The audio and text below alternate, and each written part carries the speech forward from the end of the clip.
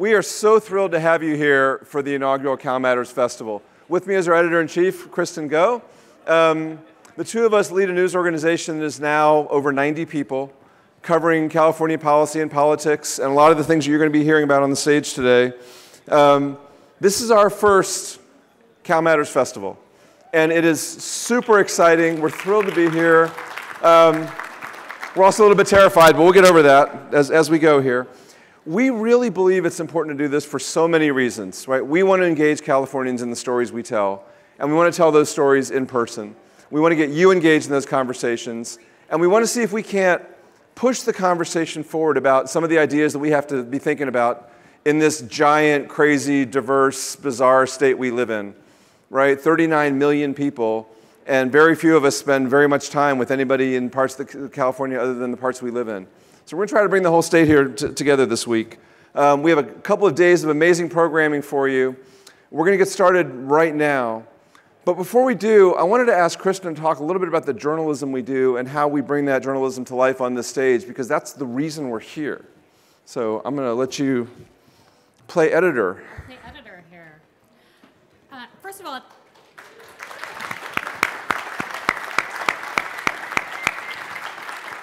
thank you for coming. I see people are still trickling in. For those of you who don't know, CalMatters was formed 9 years ago. And it was formed with the idea that Sacramento was losing its press corps, that journalism was contracting at a time when people need to know what's happening at the Capitol, what's happening and how those policies are impacting their lives. That hasn't changed. It's only gotten harder as media companies have struggled to continue their mission of educating Californians and others. Local media is struggling. The number of newspapers are dying. And CalMatters has been here to help tell people what's happening at the Capitol. And not only what's happening at the Capitol, but how that impacts their lives. We primarily have done that through telling stories from print, from newspapers. Over the years, though, we have expanded that mission to be able to tell our stories via radio, and just last month, we launched a TV show, 2 minutes every single day on PBS Southern California, because we believe that people need to get their news regardless of cost. Cost should not be a barrier. So we provide information to 270 different media organizations in California to use our information because we believe that an informed society is a healthy society. What we really want to work on is engaging Californians. We want to make sure that the work that we do holds the powerful accountable. And if we are doing those things well, engaging and holding the powerful accountable, we hope to have impact. Impact to help make the lives of the 39 million people who live here even better. It's hard to do that, though, if we are just passively coming to you, which is why one of the reasons why we really wanted to have this festival was to be able to engage with you. A lot of you have heard and seen, what happens. A lot of people just screaming, and the loudest people on social media or on TV are the ones who get heard. This is a place for us to have dialogue, to have discussion, to hear different perspectives, and that is equally as important. And so we really applaud those of you who are here to come have that dialogue, to come listen to our live journalism.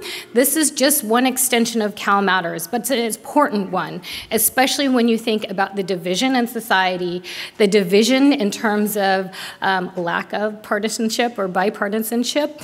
This is one way that we can help bring people together, that we can help inform and engage and have impact. So thank you for coming, and thank you to our speakers who are here today and tomorrow. Kristen, thank you.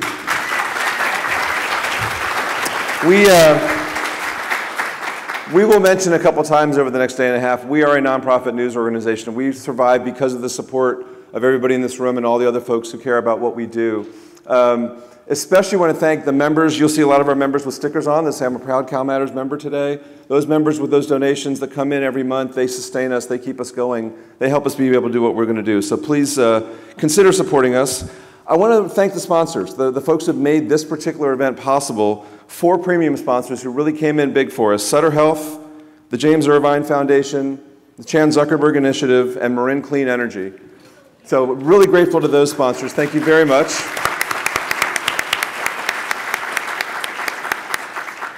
And to some more sponsors who've been super helpful in this effort. Verizon is here with us today. Cal Nonprofits is here. They had the whole, 100 and some nonprofit leaders at a lunch in the Capitol and under a tent today.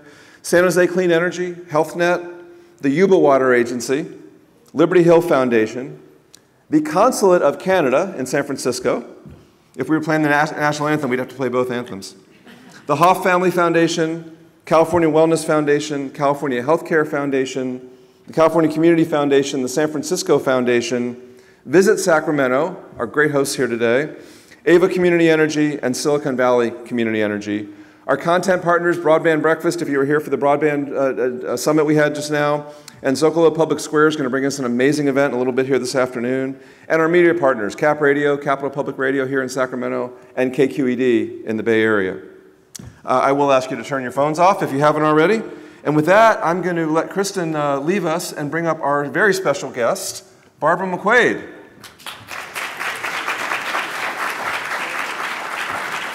Welcome. Let's have a seat. I could read an introduction, but does anybody need to be introduced to Barbara McQuade? I don't know. We'll save some time. Have some water. We're going to chit-chat. Barbara McQuade is... Barbara? Barbara McQuade is on MSNBC. If you've ever seen her legal analysis on MSNBC, you've seen it. Has anybody heard of a podcast called Sisters-in-Law?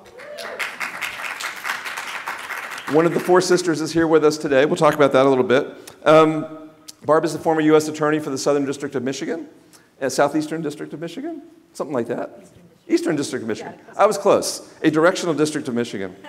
And we're going to talk about your new book on disinformation because it is such an important topic right now, and it is even more important, I think. When you read the book, it will scare the heck out of you, in a good way, I think. And by the way, we will have the books next door. Barb's going to sign books in our public square next door right after this.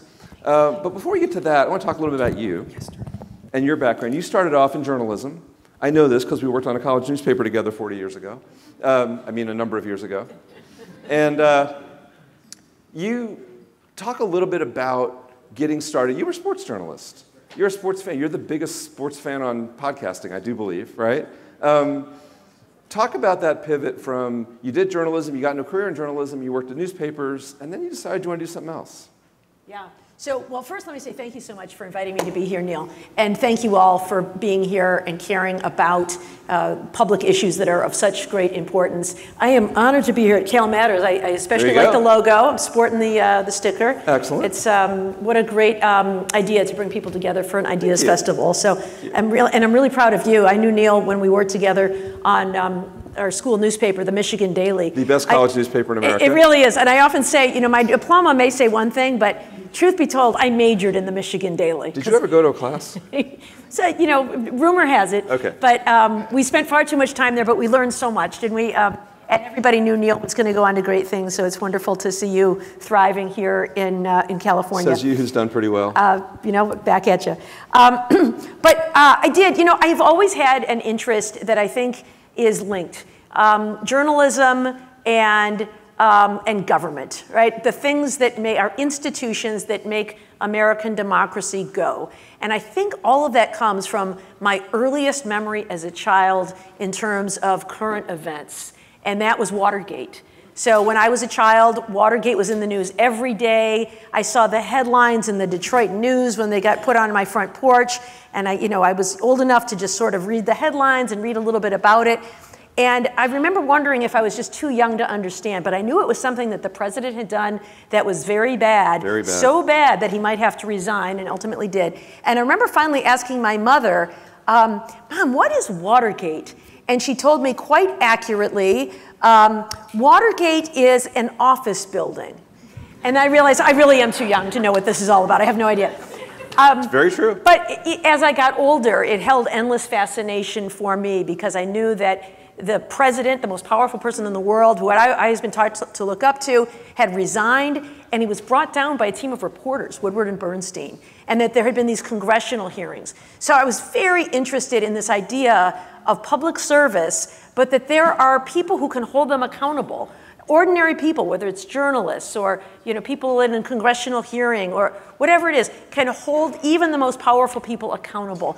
And I think that has been a through line of what has motivated my life's work, whether it's been in journalism or I went to law school and became a prosecutor and did a lot of work in public corruption cases because, again, I was so deeply offended by people who breached the public trust and thought they should be held accountable when they did that. And then it's kind of come full circle and brought me back to journalism, where I now do legal analysis. And I just try to explain, we live in a very complicated time when there are people out there who are trying to disinform us. And so I see my role as just trying to help people understand the legal issues in the news so that they can make their own, form their own opinions. Just like a columnist doing a sports column that might have been called Barb's Barbs. Might have been, might have been.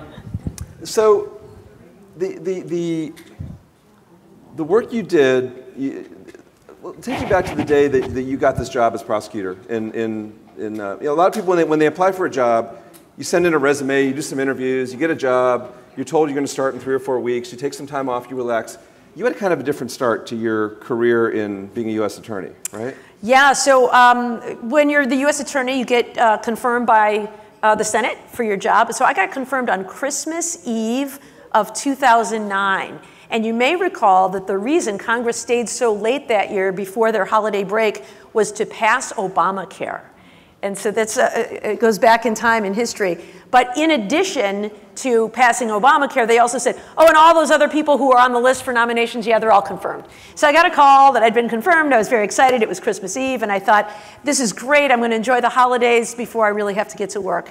And then the next day, Christmas Day, an Al-Qaeda operative on a plane flying into Detroit tried to blow up the plane with 280 people on board over suburban Detroit as the plane came in for its final descent. So it was all hands on deck. Welcome to day one of your job. Yeah, on Christmas Day, the gifts had been opened and the roast was in the oven, but it was time, duty called. So fortunately for us, his bomb failed to injure anybody but himself, and he ultimately entered a guilty plea to attempted murder, terrorism, sabotage, and other crimes, and is now spending the rest of his life in Florence, Colorado, at the Supermax prison. But it was a result of your prosecution. As a result of his crime. There you go. There you go. It's a good reminder, though, how important it is to be vigilant, wherever you are, anytime, any place, because the unexpected, certainly can strike all of us wherever we might be. So day one in your job, you're dealing with this case. You're having to work through a lot of disinformation in a situation like that, right? You're getting weird information. You're trying to figure out what actually happened. There's news reports, half of which were probably accurate or not. Yeah. Right? Is that where you started to really encounter this disinformation in your job as a prosecutor? Yeah. So that to me strikes me as what I call misinformation, which is not intended to deceive, but where people just make mistakes. There's disinformation, which I define in my book as the deliberate use of lies to deceive people. But misinformation is a big problem. And in journalism, you certainly encounter this. And in prosecution, you encounter this. Did you ever play the old telephone game where you repeat a story and then somebody else tells the story? It's a sentence or two. And by the time it comes back around, it's like, Aunt Susie ate macaroni in the closet. No, that's not what I said at all. And I found in law enforcement so often that would happen, that you would hear information, some of which was accurate and some of which was not. And it was my job as the U.S. attorney to be reporting back to Attorney General Eric Holder, who in turn was reporting to the president and other people at the highest levels of government, what was the accurate information. And so we had to sift through a lot of those things and let them know, we don't have all the facts yet. Here's what we know. We're hearing a lot of other things. But accuracy is so important. And I remember learning that lesson, Neil, at the Michigan Daily. I don't know if you remember our friend Brad Morgan, but he was a reporter there. And I remember he had a job interview with a newspaper. And I asked him how it went. And he said, it went fine, I think. And I said, what did they ask you? Because, I might be interviewing someday. And he said, one of the questions they asked me is, what's the most important thing in journalism? And I said, well, what'd you say? And he said, I said, accuracy. I say, oh, that's a good answer. Answer. That's such a good answer, because it really is, right? People rely on the press, they rely on prosecutors, they rely on our leaders to provide accurate information. And so I had some early lessons about how important that is. And if they don't see us doing that, they lose trust in journalism, which is a problem these days, right?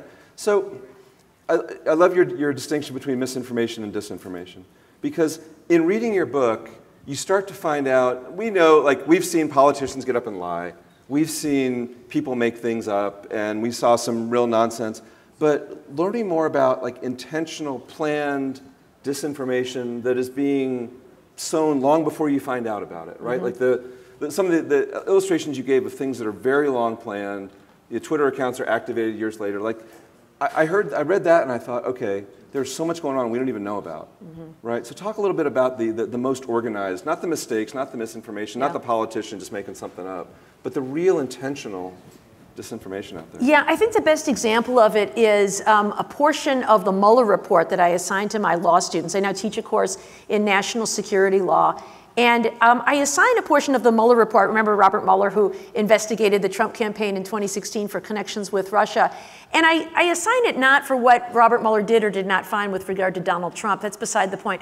What I actually have them look at is the tactics used by the Russian Internet Research Agency to play the long game in sowing disinformation in American society. And their goals were twofold. One was to influence the outcome of the election, and that was detailed in the report. But another part of it was simply to sow discord in society. This was the long game, because the thought was that if Americans are angry with each other, and if we're busy fighting each other, then we don't have the energy or the bandwidth or the attention to realize that Vladimir Putin is seeking to reunite the former Soviet republics under the flag of Mother Russia, right? And so he wanted us distracted and angry at each other. That is information warfare. And so many, many months before the 2016 election, operatives who were working for the Internet Research Agency, you know, somewhere in a boiler room in St. Petersburg, Russia, in a hoodie, were creating social media accounts that were designed to look like Americans who were political activists. So names like Blacktivist was one of the accounts, or United Muslims of America was another, Tennessee GOP, Heart of Texas, so people on the left and people on the right. And they would say things that were outrageous because they were designed to get a reaction from the other side. So Heart of Texas started pushing the idea that Texas should secede from the Union. And the purpose of that is for people on the other side to say, look at these crazy people. How can you even relate to them? They're lunatics. Or there were purportedly Christian social media accounts that posted a meme, maybe you've seen it, where it's Jesus arm wrestling the devil. And the devil says something like, if Hillary wins, I win. And Jesus says, not if I can help it. And that got pushed by these fake Christian accounts, not to persuade Christians that this was true, but to persuade people who are not devout Christians to say, look at those crazy people and the things that they believe. And one in particular that was designed to influence the outcome of the election, Neil, that I thought was so interesting was one called Blacktivist. And again, they were seeding these accounts for months and months and growing followers by saying really normal things and even sharing personal things like, hey, anybody watching that Kings game tonight? And, you know, who do you like for the Oscars? You know, all kinds of things to make it sound like they're just a regular person, just like you and me. But then as the election approached, Blacktivists started posting things that said things like, Hillary Clinton has never done anything for our community. We should send her a message that we will not be taken for granted by staying home from the polls on election day. And you know, people didn't even realize they'd been duped, and we'll never know how effective that was. But if even only a few voters stayed home on election day in a swing state decided by a narrow margin, that could have it makes a big difference. Yeah, absolutely. And just the idea that so much thought is going into that so long before the election. Like they're probably working on the 2028 election right now, right? Yeah. So we talk a lot about politics at the national level. You live in a state, Michigan, with some pretty interesting local politics as well, state politics, fascinating state, right? How do you see either disinformation, misinformation affecting that? I mean, you've had some really interesting things happen in that state. Yeah, for sure. So in 2020, Michigan was one of the battleground states, as it so often is. You know, we get referred to by some in the press, certainly not you folks, as, you know, the Rust Belt states. We're kind of purple states. Sometimes we go Republican, sometimes we go Democratic. But, you know, Michigan, Wisconsin, Pennsylvania, very much, you know, states in play. And so in 2020, we saw an awful lot of activity in terms of disinformation. One of the things, I had a lot of students who were helping to count votes at our convention center. That's where all the absentee ballots go. There were, you know, because of COVID, a lot of mail-in votes during this election. And there were people who were counting. These are volunteers from all over Detroit and Metro Detroit, including some of these students. And they talked about how there were false claims that suitcases full of ballots had been unloaded that were voting for, you know, Trump or Biden over Trump. That people were, you know, running ballots through the machines twice. Absolutely made up false claims. And in fact, at one point, a group of Republican challengers showed up and were pounding on the doors of the convention center to be let in. And my students said they were really terrified while they're in there, you know, just doing their duty, trying to count these things.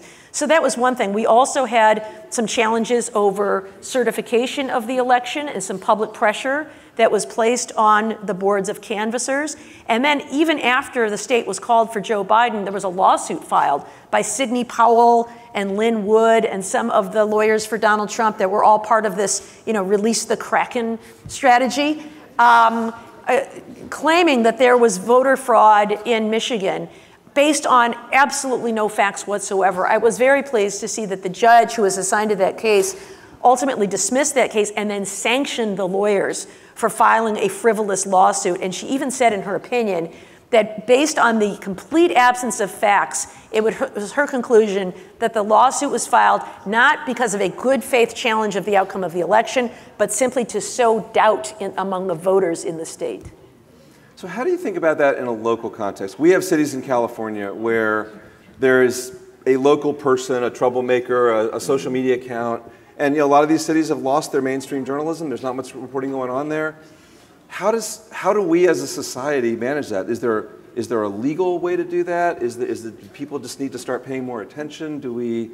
How do we fight back when that disinformation is so powerful and so creatively done, like you said, accounts that seem normal, but then they start putting stuff in there that's crazy?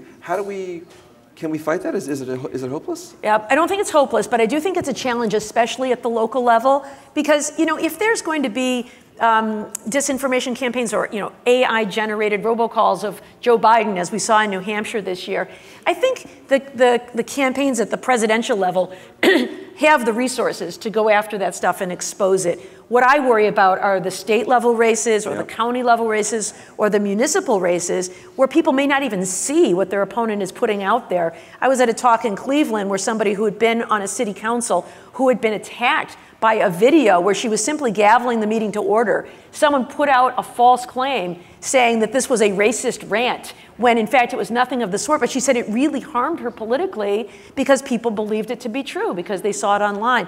So I think it's very difficult. And I'll tell you, Neil, I think this is where we really miss local journalism and why it's so important that we have groups like CalMatters or the Texas Tribune and other nonprofits who are really trying to fill that gap. So critically important. I actually write about this in my book, what are called news deserts. There are so many communities where local newspapers have folded. They've been bought out. Hedge funds have bought them and consolidated with other papers because, you know, you got to squeeze out every profit that you possibly can.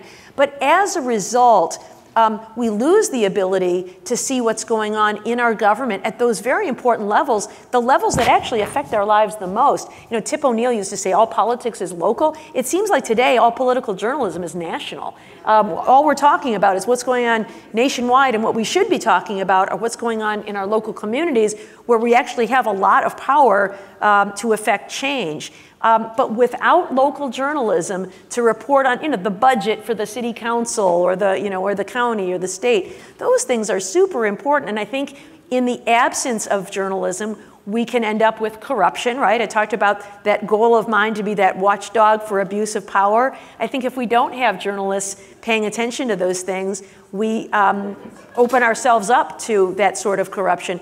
And I also think one other thing is important about local journalism that helps defeat these us versus them narratives that are out there, I think local journalism can bring communities together, because you can write about things that we can all be proud of. We can write about things that we have common interest in. You know, if a kid wins the local spelling bee or the team wins the state championship in it's not really a partisan badminton issue, right? or what, yeah, it's something that can bring us all together. Right. And I think when we don't have that local journalism, we really miss that. Like if you got the best college football team in the country, the whole city gets behind it, For right? example. For example, right. So back to the national level for a minute, because you, as a fan of the podcast, I recommend everybody listen to Sisters-in-Law. It's amazing, because you're doing journalism. You're covering breaking news. Last week in Boston, you were covering really breaking news, right? Talk about that afternoon. I mean, that must have been surreal. Yeah, so if you don't know, the Sisters-in-Law podcast, thank you for the opportunity to plug, Neil, is a podcast with Jill Wine-Banks, a former Watergate prosecutor that I really look up to, Joyce Vance, who is a former U.S. attorney. We were friends from the Obama administration, and Kimberly Atkins-Storr, who is a lawyer turned journalist, who's a columnist. Actual journalist. An actual journalist, columnist for the Boston Globe. We get together every Friday and kind of review the legal news of the week. And, you know, we have some laughs, but we try to analyze what's happening. But last Thursday, we happened to be in Boston for a live podcast show at a theater in Boston. And just as we arrived at the theater to do the show, we heard this huge cheer coming from outside the theater, the people like who were lined up to come in. Because you were there. Yeah, right. Yeah, it must be because of us. Right. There must be a verdict. And so we, went backstage and we looked and we saw the verdict come in, and that was really exciting. And so, that night we talked a lot about so we were reporting breaking news and talked a lot about the verdict, answered a lot of audience questions about the verdict, and it was fascinating, but it was a great opportunity. And as I said, we try to provide analysis. I think more like a columnist. And I try to stay away from opinion so much as just explaining, because so often there are things out there in the news where people are twisting what happened. Just the other day, yesterday, I have a piece in Time magazine called Debunking 12 Myths about the Trump conviction, because already people are coming out with all kinds of false claims about his conviction. Didn't take long. That it was politically motivated, that he was denied due process, that he was improperly denied an expert witness, that his First Amendment rights were violated with the gag order. So an awful lot going on. So just trying to debunk some of those false claims is what I hope to do. And that's a lot of work. I mean, it is. Do you do it?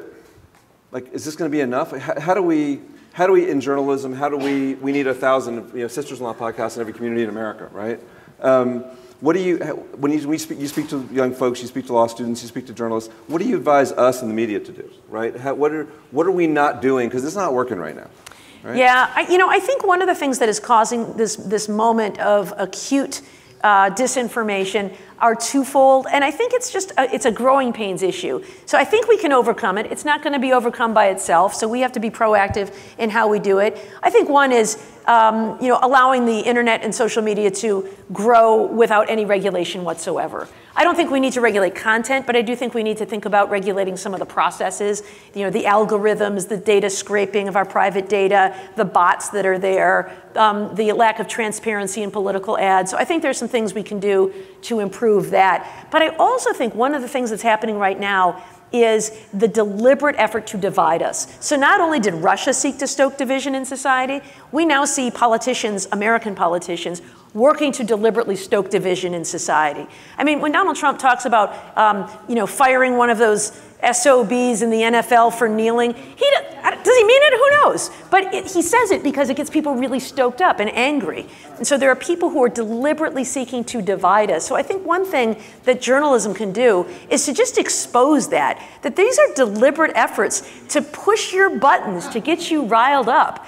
And to make you choose a side. There's something debaters call the either-or fallacy, the idea that there are only two choices in this world and you must choose one or the other. And then I'm going to, as a debater, frame the other one as so awful and so untenable that I become the only choice. And that's what these politicians are doing. So I think journalists can help to expose that and remind voters that your job as a citizen is to think for yourself, to think independently, to not rely on politicians or whether you're on the red team or the blue team to tell you what to think.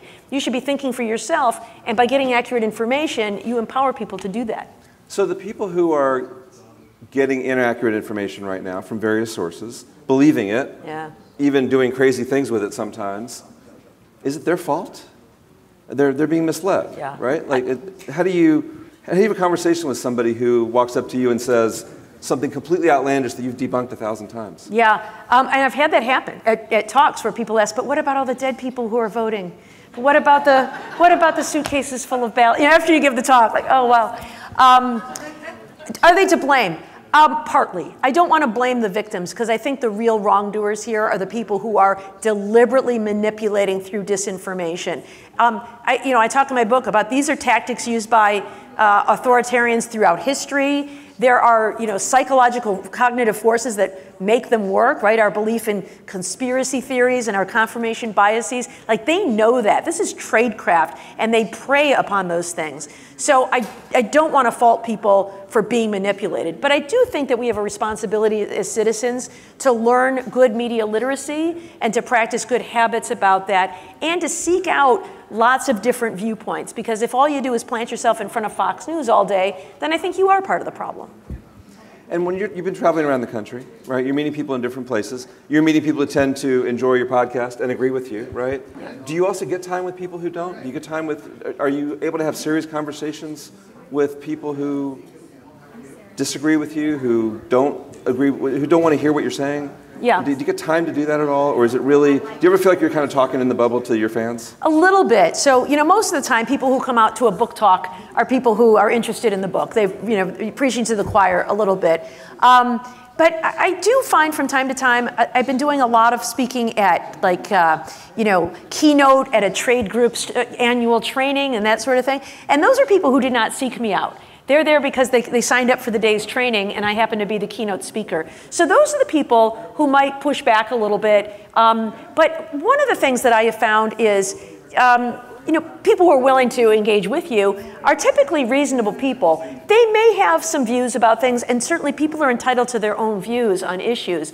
That is not at all what we're talking about. It's these things like, COVID vaccines will make you magnetic. That, where do I begin, right? But I think if you speak to people with respect and grace, and remind them that we all have more in common than we have differences, raise the issues that we have in common, that can be a way of getting some common ground. And maybe you won't convince them at the moment that you're right about everything and they're wrong about everything, but maybe you can plant some seeds that can cause them to go home and reflect a little bit about what you've said and reconsider their thoughts. And is that why you wrote the book? Do you want people to reflect? Do you want to change the way people think? I want people to, I really want to have a national conversation about truth.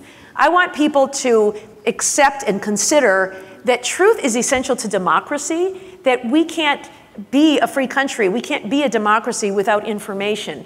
Democracy depends on an informed electorate. And what I see happening is either people who are duped and fooled or people who don't care, who are just going along with the con because they've decided I'm on the red team or I'm on the blue team and I don't care what happens in between.